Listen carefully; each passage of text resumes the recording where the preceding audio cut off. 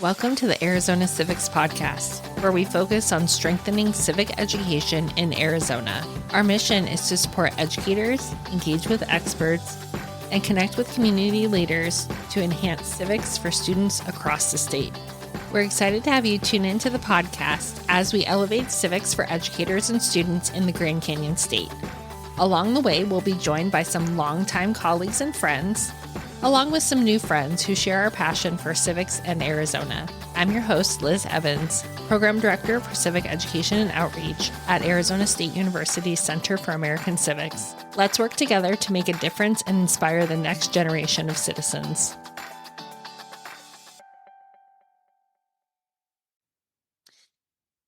Welcome back to the Arizona Civics Podcast. I love meeting other civic educators in the state of Arizona. And I got to meet Anne from Junior Achievement. And we've had like 3 or 4 conversations, I feel like, at this point. We have a lot in common as parents, but also you work with Junior Achievement, which I knew Junior Achievement when I taught, but things have kind of changed. So before we even get started, Anne, can you introduce yourself and let us know what Junior Achievement is? Yeah, thanks so much for having me. I'm Annie Landers, the Chief Operating Officer of Junior Achievement of Arizona. We're a nonprofit that exists to prepare learners of really all ages to succeed in work and life. And along with that comes an understanding of future careers in the economy, comes knowing how to manage your money, knowing how to be a good citizen and a contributing member of society. So all the things that really lead to that successful path is kind of where our programs are focused. That is wonderful. So what does Junior Achievement do for Arizona educators? Like, what is kind of that mission and vision of Junior Achievement? Yeah, we partner with about 180,000 learners across the state. We give them those skills, and we do that primarily through partnership with educators in about 400 schools. And those learners are ages kindergarten through adulthood. So really, if you're an educator who's looking in this space and you are looking for some solutions, it's highly likely we have something that's a fit for you. We provide a lot of content and curriculum, and that is all free to educators. And so it could be delivered by the teachers directly. We can help place some volunteers that have a similar or specific background in classroom settings. It can be delivered all in a single day as kind of like an in-school field trip, or it can be delivered once a week over several weeks. We have semester-long programming. Really, it's almost choose your own adventure. We have a solution that can help satisfy what you're looking for or what makes the most sense for the learners that are under your umbrella. That's awesome. So who can partner with Junior Achievement? Like, does it have to be a district? Does it have to be a whole school? Can it be a teacher?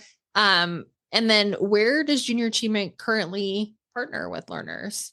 Yeah, so again, I hate to make it sound like we serve the world, but really we do. We have district-wide partnerships, so any district staff or admin that is interested. We also have a lot of teachers who have their unique focus under their specific students and their specific content area or grade level, and we partner with them on an individual basis. We also partner with a lot of non-traditional educators, so homeschool groups or groups that are involved with those that are in foster care. We partner with students who are under state mandated education or perhaps just involved. There's all kinds of different types of learners and educators who are really passionate about those learners that we partner with. Post-secondary, also learners who are teaching in non-traditional environments, even like library programs and things along those lines. Again, we really tried to create different resources and content and curriculum that will help satisfy whatever an educator is looking for to meet those long-term needs of their students. So one of the things, I think that providers like you and I try to do is make educators' lives easier, right? We don't want, programs or anything to be one more thing. We want it to be something that enriches their students while making educators' jobs easier. So how does Junior Achievements programs make educators' lives easier? Yeah, I'm so glad you asked that. The way we kind of talk about what we do is almost as a solution provider. And really sometimes it's a thought partnership. And so maybe it takes an initial conversation about what are the needs, what are the solutions or the challenges you're facing, and how might we help meet those needs. And so oftentimes it looks like our standards aligned free curriculum, content and curriculum. So imagine you're reaching a group of third graders and we say, here's an off the shelf proven programming that has lesson plans and direction, or if and all the materials, I should say, too, all the student materials. But if we hear that you would prefer to have business community come in and deliver that, we'll help with that as well. And so our goal is not to say, hey, now you have new things that you have to tackle. There's new standards that roll out, or there's refined standards, or this is just an extra supplemental thing. No, the reality is we like to make sure that our program aligns to everything you already have to do and help check those boxes and do it in a way where the students are excited and engaged and it's tactile and it's energetic and it helps the students see what our educators are teaching and the relevancy of that to the real world connection for them one day. I love that you talked about business leaders, because I think that having people in your classroom with different types of experience really is what gets your kids excited, right? You're able to kind of open the door and introduce them to people within the community, but also introduce the community to your classroom, which those partnerships are so important. So you talked about like third grade, right? One of the things that we at the Arizona Civics podcast want to make sure is we're not just a podcast for high school social studies teachers, right? I think a lot of times people hear the term civics and they think a standalone course. And Sure. we believe that civics belongs everywhere, right? Even the little kids, even the big kids, even post-secondary. So what ages and grades does junior achievement have program? You've kind of alluded to this, but I want to make sure any listeners really understand that. Yeah, so we are passionate equally in meeting that passion there. We're passionate about the fact that learners are at different stages in their understanding of all these concepts. And so we have programs that are for students age kindergarten through post-secondary. The post-secondary is going to be more curated based on what's being accomplished through their learning environment. But let me give you an example. In second grade, when you talked about not just a high school civics class, in second grade, our programs actually have the learners go through and they do a fun activity where they evaluate a school project that would help improve the campus or the community. And then they actually vote how they might put their tax dollars that they earned on a previous activity, how they might apply that for the aggregate gain of the school community. And they have some, informal facilitated debate, and they actually vote and they talk through their votes and they talk about the outcomes and they go through the disappointment if their choice wasn't selected, and the celebration. And there's a whole bunch of elements to it that really scale up to what it looks like as an adult and being a contributing member. So that's just an example. I love that's like practicing, right? You're able to practice this skill, because I'm thinking like, oh my gosh, like learning to vote, right? And if my candidate doesn't win, like how do I deal with that disappointment? Or talking about how I think tax dollars in my community should be spent. I mean, starting that in second grade, they're just practicing the skill in an environment that allows them to practice and to have these conversations kind of without a grade, if you will. Is that, I don't know if that's the right word. Yeah. Without being measured by it. It's more yes. so just, one of the things we talk often about, which I think goes hand in hand with every civics conversation you have, is the ability to think critically. And that's sometimes a buzzword, but really it's a practice skill that doesn't just automatically happen for any learner at any age. You have to put it into practice, and you have to do it in all different types of ways. So that's a whole lot of what our programs do, regardless of the topic.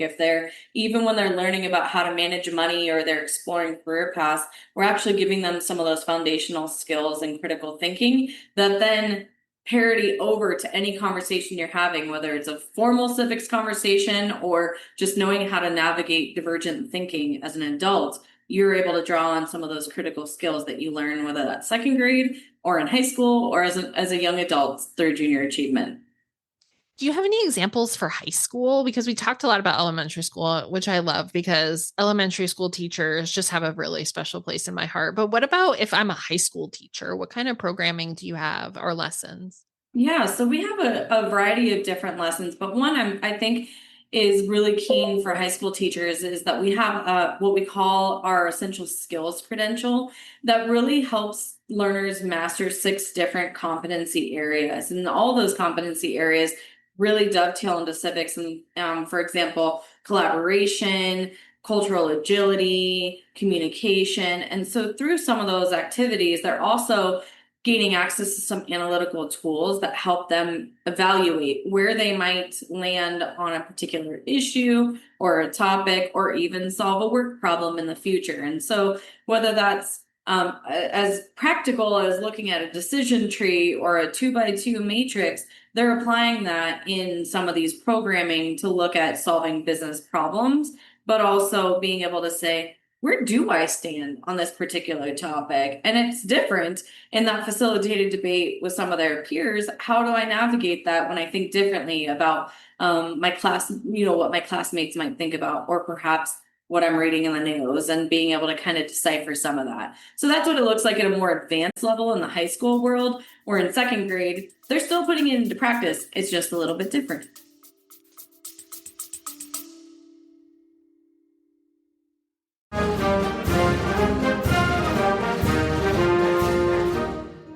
Think civics is boring? Think again. Civics in a Year is the podcast that answers 250 questions about how American government actually works. No textbook required. Each episode is about 10 minutes. Fast, smart, surprisingly fun. Perfect for your commute, your coffee break, or when you're avoiding emails. Search Civics in a Year wherever you get your podcast, or head to civicsinAyear.buzzsprout.com. Go ahead, get smarter in 10 minutes.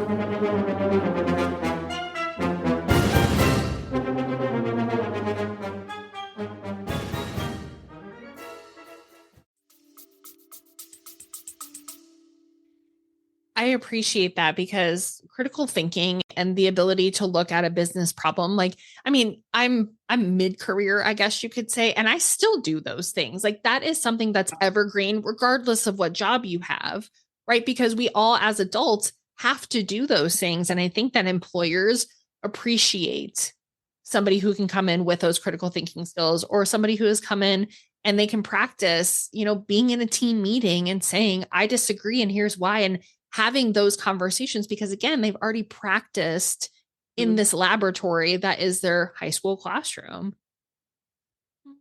I'd be remiss too. I was gonna say I'd be remiss too if I don't mention our JA BizTown program, and that's a program for kind of that middle section of learners where they actually come and they run the town for the day, and there is a mayor who runs the town.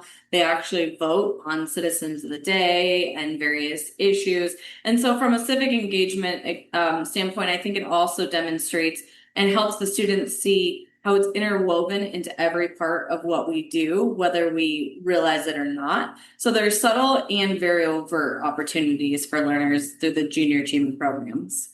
And is that the one that's in person, right? Because you actually have somewhere that classes can go. Can you talk a little bit about that? Because the first time you told me, I was like, I just kind of want to live there. Yeah, I mean, I agree. I love it when I go into that. So it's in Tempe. We have student-sized towns. We actually have 2 of them, so we can accommodate as many schools as possible. And in the junior achievement BizTown program, what happens is learners spend a variety of hours with their teachers in advance of their site visit, where they are learning about all these concepts. They're learning about civics. They're learning about the economy. They're learning about work and building some of those skills. They actually apply for their jobs, and they get put into different teams where there's a CEO and CFO of every business.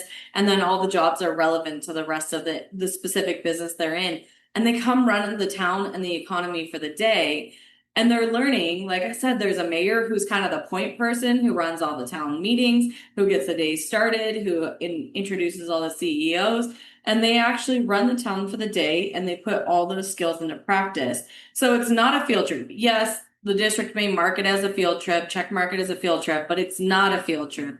It's an experience that is really that culmination, that capstone from what they've been learning in the classroom, turning that theory into practice, like we talk about. And then there's some processing activities. And it's one of those, oftentimes our teachers come, and after they've come for a few years, they take advantage of all the extra supplemental lessons because they see how it layers into everything else they're teaching for the year, and it takes on a whole life of its own. It's one of the best opportunities for those fourth, fifth, and sixth graders in our state to come put it into practice.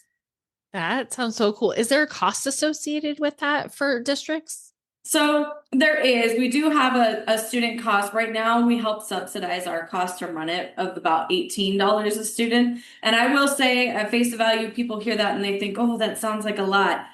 To be totally frank, districts have come to us and said, we expected it to be more like $100 and $120 a student. We wish, but our job is to make it accessible, right? We wish because we have to raise about $2 million a year to be able to provide that program specifically to learners.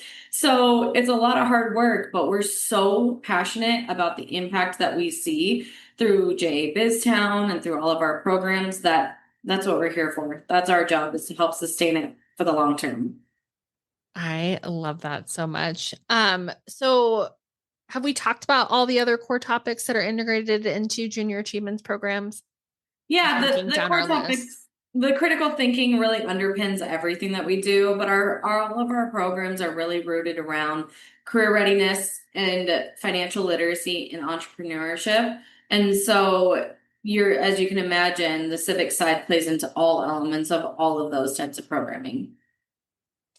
So you're talking about helping learners think, what does that mean for today's youth, right? I think when I'm thinking about this question, I'm thinking about, everything they can look up chat GTP, or like they're on their phones, they're on the internet. And we really want to kind of shift that, right? And make sure that, yes, they're using these tools because they're awesome and they're where our future lies, but also not at the expense of them thinking. So how do you look at that? Like, what does this mean for today's youth?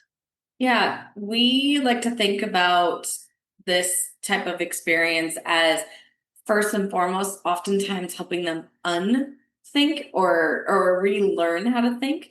Looking at things like, for example, what assumptions or biases do we operate off of just intuitively? Because that's how the human body has evolved to be successful and survive, right? So how do we look at those assumptions and biases for what they are? And sometimes assumptions do help us evaluate, but how do we look at them in a way that allows us to be impartial? And so we help them with a variety of tools that oftentimes become second nature, being able to think through, okay, how do I assess whether that's an assumption or actually fact-based? How do I look at all the information that's out there and be able to evaluate, is that accurate or is it in line with what I know to be true? Do I look at counter considerations? Do I look at, and this applies to everything, like we talked about, the business world, their everyday life, whether that's civics or politics oriented, there's all kinds of things that this type of learning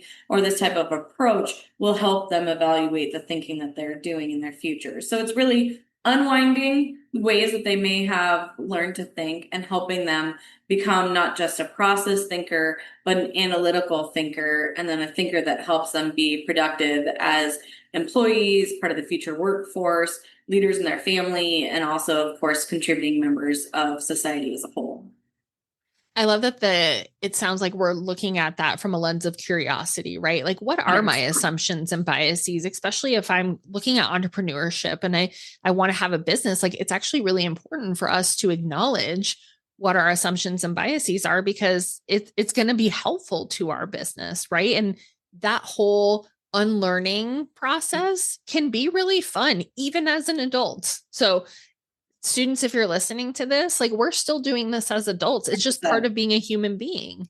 Yeah, all day, every day. I think about that. And I think about the fact that some of the tenets that we help create some learning opportunities in around cultural agility. When you go into the workspace or when you're in adulthood, you're going to encounter all different types of people, and being able to figure out how best to check some of those assumptions and biases in a way that allows you to accomplish your goals, allows you to be the most successful that you want to be, and ultimately allows us to have the best working and productive society that we can have is a really fun part for me about being able to think about not only am I unlearning that all the time, but also helping influence what that looks like for youth at a younger age so that they don't have to encounter some of the roadblocks or missteps that I made or that perhaps you made or every other adult around us has made. We're going to help them have some, it's almost like a cheat code for them, right? And what kid doesn't love a cheat code when it comes to getting somewhere faster, right? 1,000%. So if you were to give like a quick elevator pitch of what the impacts of junior achievement or of using junior achievement in your classroom in your district are, what would that be?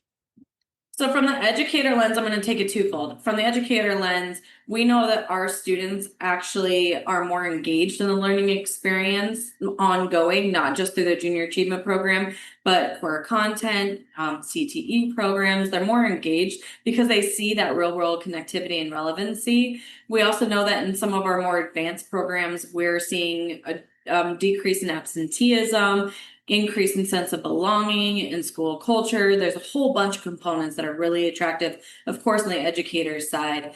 Because also, when those things are not barriers anymore and teachers get back to their original purpose of why they entered the field, who wouldn't want to do that, right?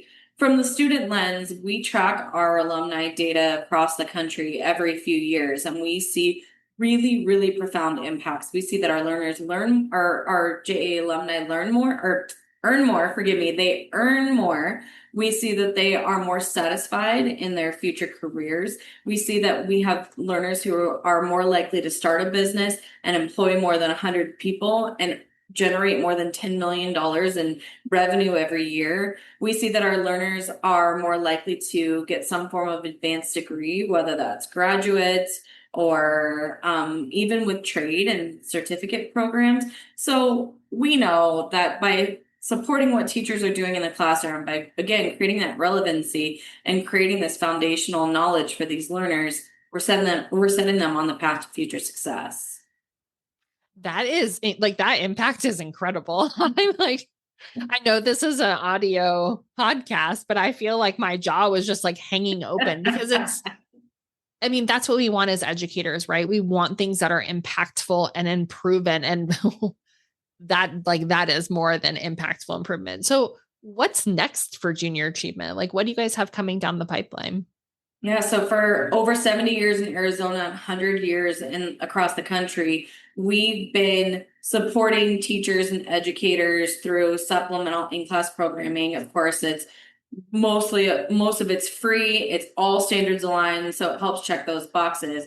One of the things that we're seeing though over the last decade and where we're actively getting involved now is how can we take that proven impact and help impact change at the system level within education and within our workforce efforts. And so we've actually launched a new integrated instructional model that is interdisciplinary. It layers in business case challenges in real time for the learning experience so that we take all these things that we just talked about here and we embed them into math and into ELA and into science and social studies and CTE so that learners keep that connectivity at every step of the way, and it reinforces all the really passionate core content that the students are learning and helps them understand how that's going to matter in their adult life. And it answers that why question before the learners even have to ask it. So that's where we are today, is we're moving into and launching a new instructional model. We have our first two schools here in Arizona starting on August 4th, and we have aggressive plans to expand that to about 8 to 10 comprehensive public high schools in Arizona within the next 5 years. And then we'll roll down into the middle school learning experience and create that continuum of learners coming and participating in junior achievement from kindergarten all the way through adulthood. How can we change the way that we're learning and educating as a whole? I love that. So if I'm an educator and I'm listening to this, I'm like, this is really interesting. What would be my next step? So the model is called 3DE. It stands for three-dimensional education, where the intersection of junior achievement and the education system and workforce business. So check out 3deschools.org or visit our local website, jaaz.org, and you can learn all about that model. Also at jaaz.org is all of the programs that we have on our website so that you can look and you can filter based on who you are, what grade level, what type of learning environment you're in, and what would meet the needs of your learners, and then have a conversation with us.